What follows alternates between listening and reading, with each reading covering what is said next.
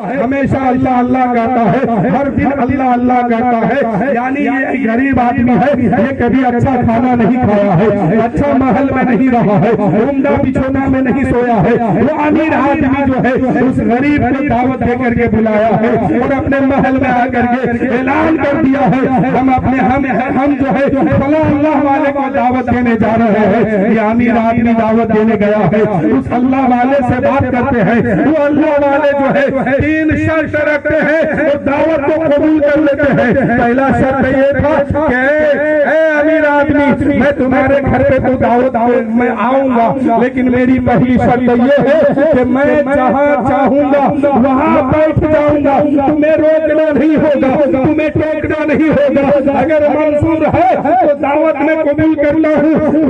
اس امیر آدمی نے کہا ہاں مجھے منظور ہے، میں دعوت دے رہا ہوں، آپ جہاں چاہیں گے وہیں بیٹھیں گے، میں آپ کو منع نہیں کروں گا۔ اس بات کو لکھا گیا ہے۔ اس کے بعد اللہ والے نے کہا دوسری شرط لکھو۔ اس امیر آدمی نے کہا حضرت دوسری شرط کیا ہے؟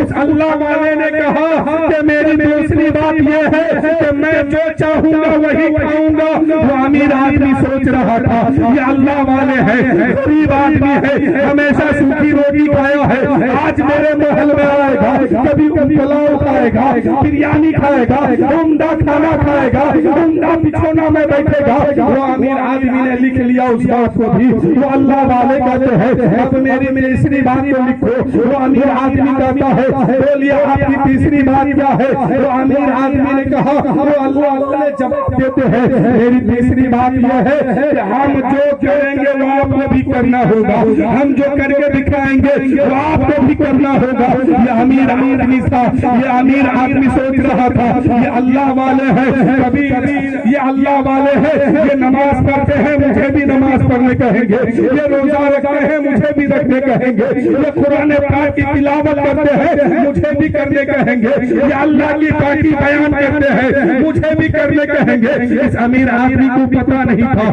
انہوں نے لکھ لیا ہے، اب شرط مکمل ہو گئی ہے، دن مکمل ہو گئے، دن مقرر ہو گیا ہے، اب وہ وقت آیا ہے۔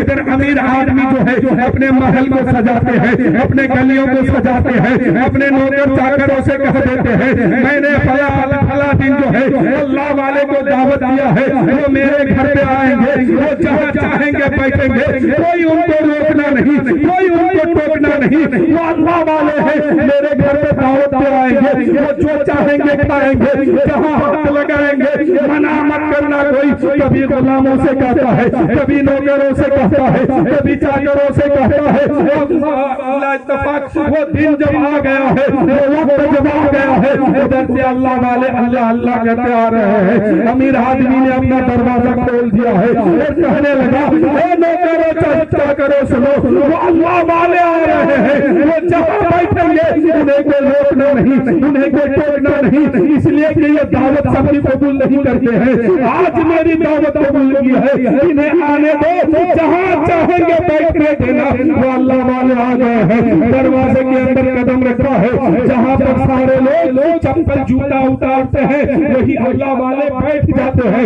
اب یہ امیر آدمی پریشان ہے کہ میں سوچ رہا تھا یہ غریب آدمی ہے، اللہ والا ہے، اللہ کا محبوب بندہ ہے، یہ کبھی عمدہ محل میں نہیں آیا ہے، عمدہ بچھونا میں نہیں بیٹھا ہے۔ میں نے سمجھا کہ عمدہ محل میں آئیں گے، میں نے سمجھا کہ عمدہ بچھونا میں بیٹھیں گے، صوفہ اور گدا میں بیٹھیں گے، لیکن یہاں تو معاملہ الٹا ہو گیا ہے، جہاں پر لوگ جو ہے جوتا چپل رکھتے ہیں یہاں پر بیٹھ گئے ہیں، لیکن بات لکھی ہوئی ہے یہ بادشاہ آدمی تھا، یہ امیر آدمی تھا، اب کچھ بول نہیں سکتا ہے، کہیں ٹوک نہیں سکتا ہے، اب کھانے کا وقت قریب آتا ہے۔ یہ بادشاہ آدمی کہتا ہے اے لوگوں سنو کہ دسترخوان لگے تو یہ جہاں چاہے بیٹھے، جو مانگے دے دینا، ان کو روکنا نہیں، لیکن کھانے کا وقت آیا ہے، تمام مہمان جو ہے کھانا تناول فرماتے ہیں، کوئی بریانی बिरयानी खाता है, कोई मुर्गा खाता है, कोई चावल खाता है, कोई रोटी खाता है,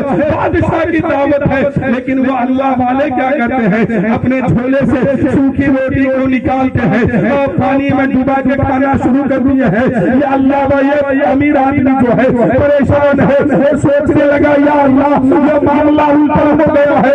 मैंने सोचा ये गरीब आदमी है, अच्छा खाना नहीं खाया है, इनको मैं अच्छा खाना खिलाऊंगा, अच्छा उम्दा खाना खिलाऊंगा, लेकिन ये तो सूखी रोटी खाते हैं। लेकिन बात लिखी हुई है, कुछ बोल नहीं सकता है, कोई टोक नहीं सकता है, कोई कुछ कह नहीं सकता है। लेकिन खाना खाने के बाद वो अल्लाह वाले कहते हैं सारे लोगों को इकट्ठा किया है, इरशाद फरमाते हैं लोगों कुछ लकड़ियां लेकर जाओ, कोई ताबा लेकर जाओ। अब लकड़ियां जमा की गई है, ताबा भी लाया गया है। अल्लाह वाले ने उस लकड़ियों में आग लगा दिया है। आग लगाने के बाद उस आग पर ताबा को रख दिया और ताबा रखने के बाद जब ताबा लाल सुर्ख हो गया, अल्लाह वाले जो है अपने पैर से चप्पल को निकालते हैं। उस दौर में खरंग का जमाना था, खरंग को निकाल देते हैं, लंगे पैर जो है उस ताबे पर खड़े हो जाते हैं और इरशाद फरमाते हैं ऐ लोगों सुनो, मैंने सुबह से आज अभी तक इतना काम किया है, ये खाना खाया है, यहाँ पानी पिया है, यहाँ गरीबों की मदद किया है, यहाँ नमाज पढ़ा है, यहाँ रोजा रखा है, यहाँ अल्लाह की इबादत किया है। हर सांस के बदले में अल्लाह वाले जो है सुबह से शाम तक की हिसाब देते हैं। हिसाब मुकम्मल होने के बाद ताबा से नीचे उतरते हैं, इरशाद फरमाते हैं ऐ अमीर आदमी करीब आओ, ऐ लोगों करीब आओ, अब इस ताबे पे तुम भी खड़े हो जाओ। इस पर खड़े होने के बाद सुबह से शाम तक एक दिन में क्या क्या किए हो इस पर आके हिसाब दे दो। लोग रोने लगे हैं, लोग भागने लगे हैं। उस अमीर आदमी ने कहा ऐ अल्लाह वाले मैं इस पर कैसे खड़ा होऊंगा, ये तो गरम ताबा है, इस पर अगर मैं पैर रख देता हूँ मेरा पैर चल जाएगा, मैं खत्म हो जाऊंगा, मैं मर जाऊंगा, मैं इस पर हिसाब नहीं दे सकता। तब उस अल्लाह वाले ने इरशाद फरमाया हे अमीर आदमी सुनो, जब एक दिन का हिसाब एक गरम कढ़ाई पर नहीं दे सकते हो तो याद करो मैदान माशर जो जमीन तांबे की होगी वो एक दिन की नहीं बल्कि 50,000 साल की एक दिन होगा और जमीन तांबे की होगी। दिमाग ऐसा खोलेगा जैसे कढ़ाई तेल जोश मारता है, ऐसे आलम में कोई मददगार नहीं होगा।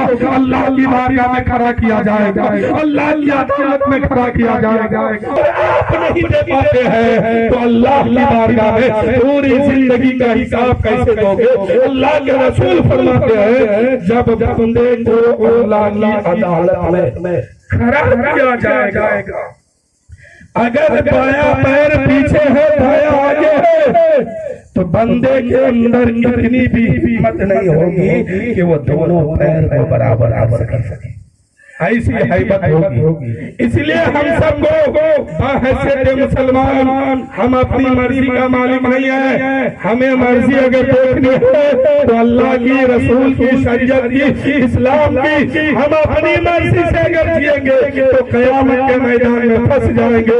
अगर अल्लाह व रसूल की मर्जी के मुताबिक अपनी जिंदगी गुजारेंगे हम यहाँ भी कामयाब हो जाएंगे, वहाँ भी कामयाब हो जाएंगे। इसलिए कि बाहैसियत मुसलमान अपनी मर्जी से कभी भी जिंदगी नहीं गुजार सकता है। इनको चलना है तो नबी की सुन्नत पर, शादी ब्याह करना है नबी की सुन्नत पर, नबी के तरीके पर, नबी के फरमान पर, और इनको चलना है अपनी जिंदगी को लेके तो अल्लाह व रसूल के फरमान के मुताबिक जो अपनी जिंदगी गुजार रहा है वही बंदा हकीकत में कामयाब है। मेरे दोस्तों वक्त नहीं है, शादी की माहौल है, निकाह जो है एक सुन्नत है और हुजूर फरमाते हैं